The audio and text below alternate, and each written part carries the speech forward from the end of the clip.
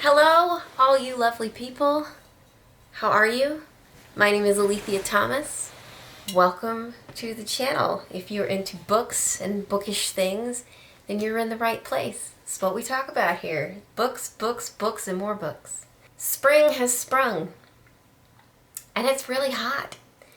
And yeah, it's been a little ridiculous. And last month was a very good reading month for me. And I read a ton. I read like 6 or 7 books, and it was great. I think it was more like 6. But this month is a different story because there's a lot more activity going on because now we're in the warmer months. And also, I have a test that I've been studying for, and I will be taking that at the very beginning of May. So, my reading has slowed down a ton, and I'm kind of upset with that, but I'm okay with it because I'm still reading. I'm just not reading, things that are on my TBR or my list or anything like that. So this video, I am going to talk about what I read last month in March. I know I'm a little late to the party, so I apologize for that. It's just, like I said, I've been super busy lately, and I've got to get some things done. So this video is coming a little late. So this is what I actually read in March, and then I will talk about what I plan to read in April in the next video. But I'm going to be probably filming those on the same day, so I'm going to have the same outfit on. So that's how it is. And also some book shopping that I did, but I'm going to do that, I think, on the next video. So, because the list is pretty short, my TBR, I've decided to kind of condense my TBR just a little bit, so the next video should be a lot shorter than this video. And so I can also talk about some book shopping that I did just to kind of give some extra filler. So anyway, let's get on to what I actually read in the month of March. Get cozy, grab yourself a beverage. I have myself some lovely chamomile tea here because I have a bit of a throat thing going on. And hopefully we will get through this without too much of a hitch. I want to talk about my favorite books that I read last month because I had 2 really awesome favorites. So my 5-star for last month was Ernest Hemingway's The Old Man and the Sea. I absolutely loved it. I liked Ernest Hemingway. I knew I liked Ernest Hemingway's writing. I have read A Movable Feast by him, but that was really the only Ernest Hemingway I've ever read. I don't recall reading anything else by him. But I decided I would go ahead and pick up The Old Man and the Sea because, hey, it's on every classics list that I see, and a lot of people have it required for them when they're like in high school or in college reading in literature classes. So I decided, okay, this is probably really worth reading. It was also short, so that was another bonus for it. I absolutely loved it. I thought it was so cool. I enjoyed the struggle, man versus beast. I enjoyed the struggles that Santiago himself was going through. I loved the character. I just thought it was such a really interesting representation of somebody who lived as a poor person, but struggled to maintain his way of life no matter what. That was really what this book was about to me, and the power of human strength and determination. So that's what I really enjoyed in this book. And but yeah, I recommend anybody please pick it up. It is 5 stars all the way. Some people don't like it. I don't understand why they don't like it. It might be kind of boring to them. It might be a bit straightforward to them. A lot of people didn't understand the beauty of struggle itself, which it's a shame to me that they don't understand it. I think that's just because perhaps they've never really had to struggle themselves, which everyone should struggle. I sincerely believe that everybody should experience some level of struggle, not like arduous, not, could possibly end your life, that kind of thing. I just think that sincere work and sincere struggle is very important for human character development. So anyway, 5 stars for The Old Man and the Sea by Ernest Hemingway. The next book I really, really loved that I read last month was Stoner by John Williams. Oh my goodness, this book was so good. It's on John Green's list of really good books that you've never heard of before. So I'm going to have to reference his list again for more recommendations just based off of reading Stoner by John Williams. I didn't give it a perfect 5 stars. I gave it a 4.5. I think it's an excellent book. I think anybody should read it. I think it is a wonderful story about somebody's life, you know, during the early 1900s. It goes from like 1900 to 1920, 1930, you know, maybe into the 40s almost. And it's about William Stoner, who grew up on a farm, ended up going to the University of Missouri and taking literature courses there, and then eventually becoming a professor. And it's just his life through that. There was some struggle involved. There was, you know, some sad things happened to him. It was also very interesting, his relationship with his wife and his relationship with his daughter. And I think it was interesting in how John himself was sort of manipulated along the way. You know, he did certain things that he wanted to do and controlled over certain aspects of his life. But there were other aspects of his life that he pretty much had hardly any control over, and he kind of just let his wife, you know, walk all over him in a certain degree. And because of that, I think that, like, his wife was one of the characters I actually loathe. I've never really loathed characters before, but I just viscerally despise that woman. And I don't really do that very often, but man, I did not like her. But it was still a very solid book. So I recommend anybody read it. There's a lot of lows, though. Wharton is just a ton of lows, and he kind of gets a little bit emotionally beat up along the way, but it is still a really good book. So that was Stoner by John Williams. After that, I decided while I was on a vacation in the month of March that I would go ahead and listen to some audiobooks. And I picked up 2 books by Leigh Bardugo. The first one was Ninth House, and I enjoyed it quite a bit. And then I also enjoyed its successor, which was called Hellbent. And both of those were a really interesting concept. I enjoyed it thoroughly. They were really good kind of modern novels. This was, I believe, Leigh Bardugo's first sort of venture into more adult type of writing. And you could really tell it in Ninth House for sure. Ninth House was more violent. It was more visceral. There were culty things going on, sacrifices, you know, just kind of the gore of sacrificial stuff going on. So the whole premise of this story, the plot, is that girl goes to this college. She can see ghosts.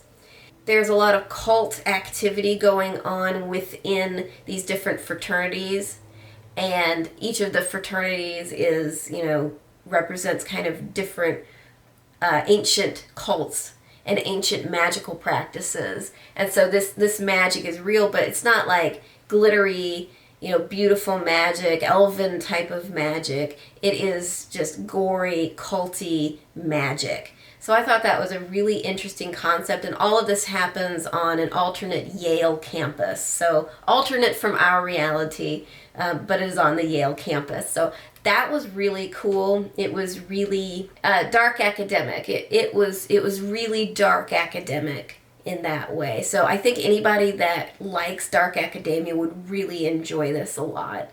So both of those, Guy gave them both 4 stars. Just a really interesting story, really cool, and kept me on the edge of my seat. I was really invested in what actually happened to the characters. So I thought those were both really good books. The next book, in order of just kind of my interest, I also listened to Do Androids Dream of Electric Sheep by Philip K. Dick. I gave this one 3 stars.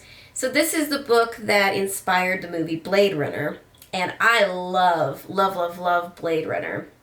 And reading that book, there was a lot of things that when they made the Blade Runner movie based off of, they cut out several things from this book. But it was a really interesting look, I think, at this vegan society in the future. And these people wanted desperately to, because this is a desolate earth. Practically everything has died.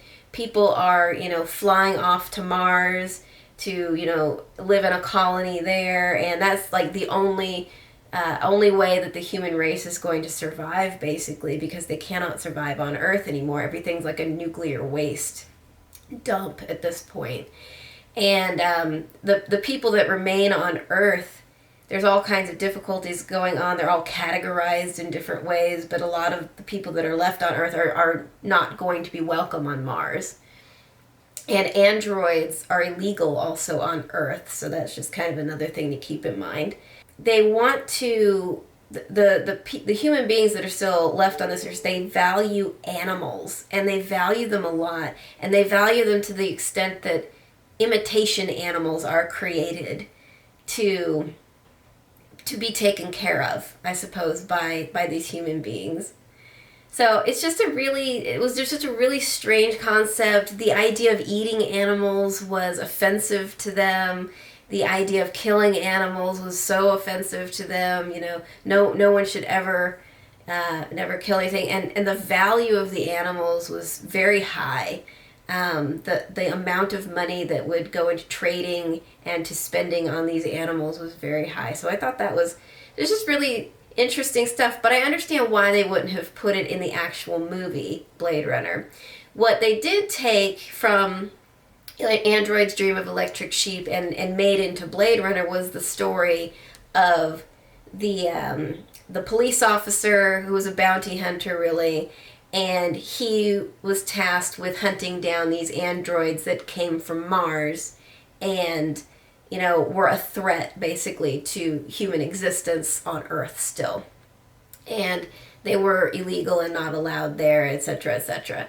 So that was the story that they built up and then made into the movie, which was a really good story, if you ask me. But, all the other stuff in there and just the story with everything in it was a little bit lacking, really, and it didn't capture me as much as I had hoped it would. I gave it 3 stars because, it was a decent book, and I think that it was just, I still love Blade Runner. I still absolutely love Blade Runner, and I think it was still okay. I think it was okay. So that was pretty much Do Androids Dream of Electric Sheep by Philip K. Dick, and I gave it 3 stars. So, the next book I read was The Yellow Wallpaper by Charlotte Perkins Gilman. And I thought it was really, really a neat book. I enjoyed the writing style. It was very light and flowery. But at the same time, this poor girl or poor woman who had just had a baby. Oh, hold on. And in this society, this is, probably Victorian England, if I'm correct. She's basically been told that she can't be around her child, she can't be around other people because she is going mad. And, it really read to me like it was postpartum depression is what she was really dealing with and going through.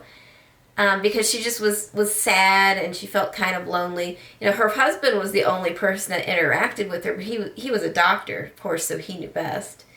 And, he would be with her in the evenings and sleep in the same bed with her, but that was the only human interaction that she was getting. She was being told by everyone else involved that, no, you can't be around your baby, no, you can't be around people until you're better. That is just not a good way to solve a problem, if you ask me, but aside the point, I thought it was a pretty good story. It didn't wow me. It didn't, it didn't grab me. Again, these stories, if they really grab me, then I really love them. Like Old Man in the Sea just really grabbed me.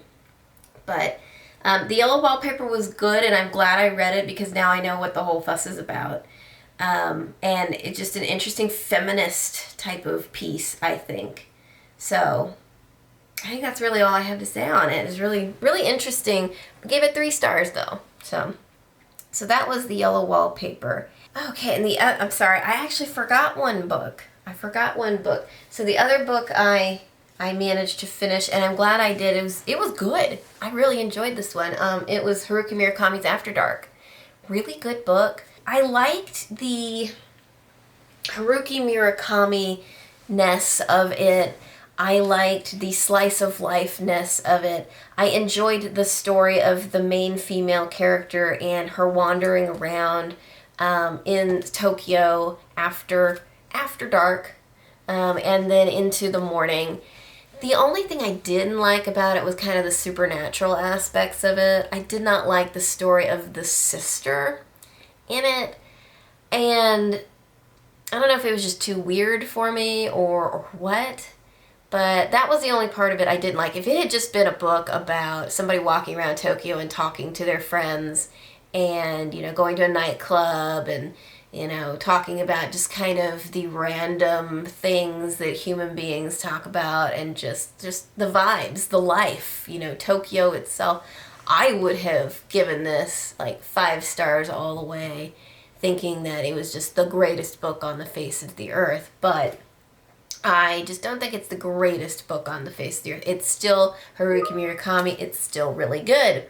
And I think that everybody should read it and should enjoy it. And you might really, really, really love it, even though I didn't super love it. So I also gave this one 3 stars, but it's more like a 3.5, almost a 4 for me. So anyway, but that is truly all. That is truly all of the books. So we'll cut back in now to the end. That wraps up my my month of March. So it was really good. I am making progress currently through War and Peace. I am almost through book 3, or almost like to the very beginning of book 3, I think. I don't remember exactly. Hang on. Let me see. Where am I? I am in book 2, chapter 20 right now. So I am almost to part 3, which is like 400 pages in. 439 pages in.